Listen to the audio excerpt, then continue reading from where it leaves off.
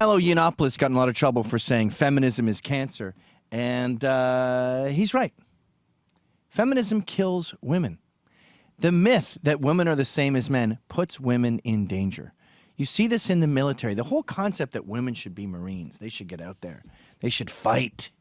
You're putting them in harm's way. Same with the police. When you make women police, I understand they're good for domestics. When they talk, they can talk a guy down better than a man can. But I don't understand why there are so many female police officers. They're not strong. They're like super fat police officers. Doesn't make any sense to me. And I'm not just saying this. I've talked to a lot of cops about this, and most of the male cops off the record, which is the only way you can talk to cops these days, go, yeah, I don't really get it either. They're really just human walkie-talkies who can go, help!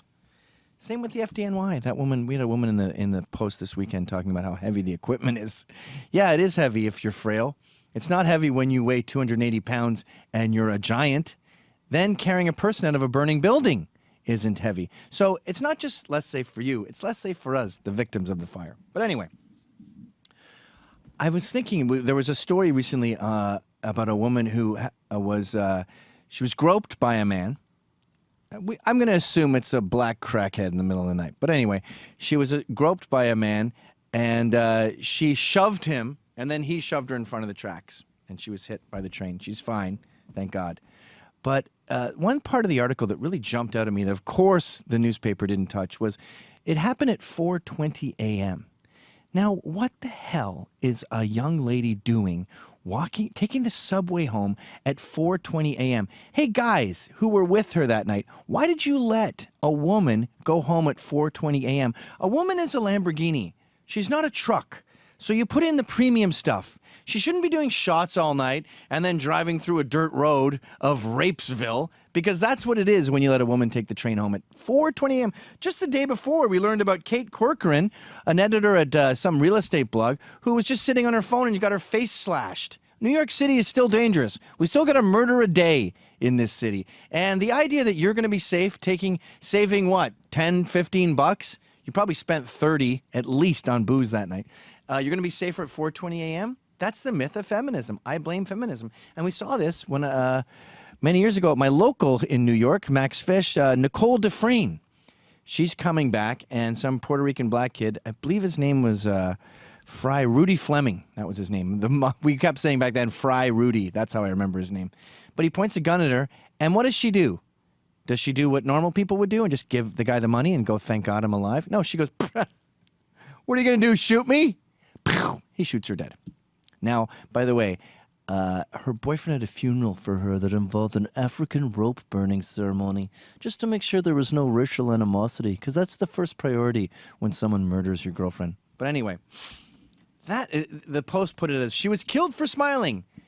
You don't get it, okay? First of all, when you have some black ghetto kid and you go, what are you going to do, shoot me, you pussy? In that world, if he doesn't shoot you, he's a pussy for life.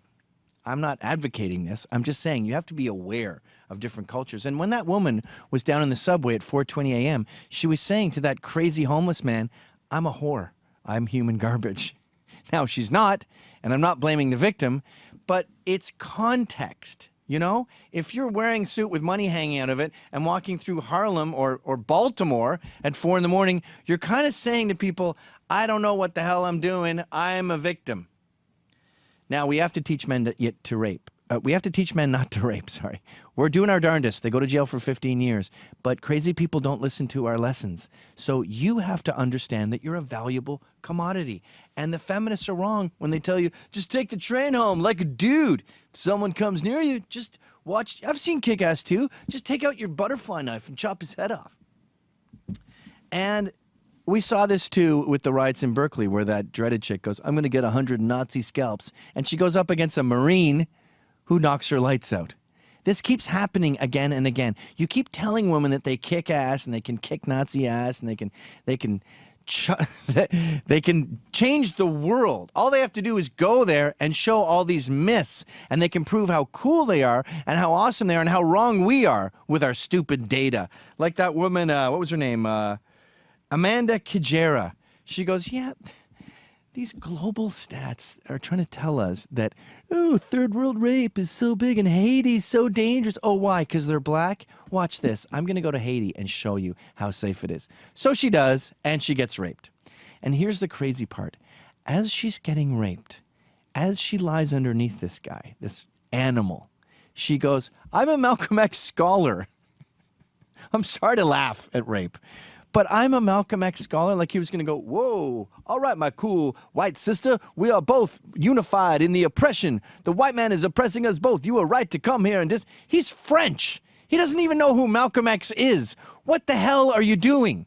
This is feminism. This is communism, by the way. When you tell lies for the greater good, you put people in danger. This is why the West is the freest and most godlike culture in the world, because it's the farthest away from lies. When you give power to the individual and say, try the truth out, you're empowering them. When you lie and say, you're as tough as a man, you're putting them in danger. Leftism, liberalism gets women raped. Last case I'm going to end on is Pippa Becca.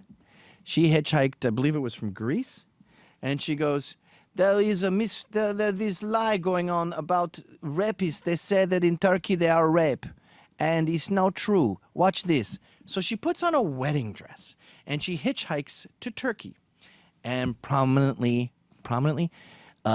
quickly gets raped. Raped, strangled to death, left in the bushes to die. Now, when she's seen at 2 a.m.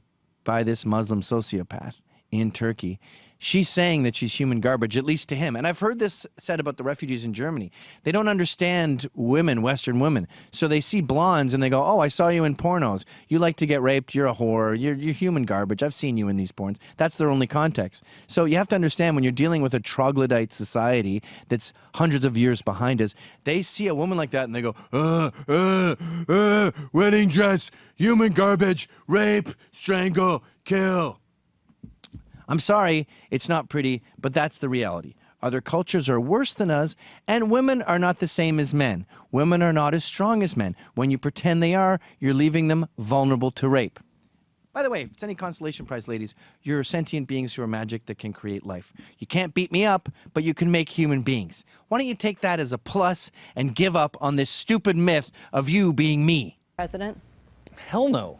That would be insane. That would be like having a German president in 1942 in America. Why is this question being asked? I mean, is there like a secret Muslim running a shadow campaign that we don't know about and he just like hasn't announced? I'm trying to figure out why this is the question to ask right now. There is a huge supply problem with xenophobes and